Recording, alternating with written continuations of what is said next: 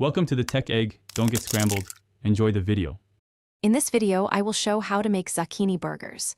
Grate zucchini and squeeze out moisture until almost dry, then combine with breadcrumbs, egg, grated onion, herbs, and seasoning. Shape into uniform patties and chill for 20 minutes to firm up. Pan fry in oil until golden on both sides or bake for a lighter option, flipping once for even browning and a tender interior. Gather zucchini, breadcrumbs, egg, onion, garlic, herbs, salt, and pepper before starting.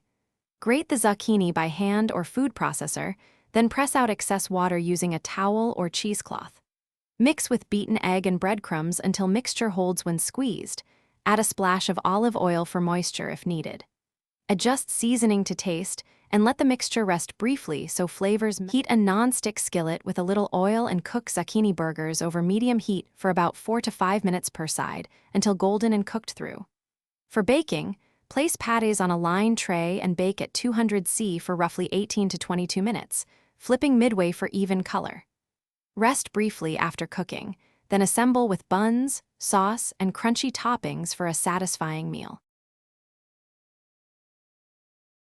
Thanks for watching. Consider subscribing if I helped unscramble your problems.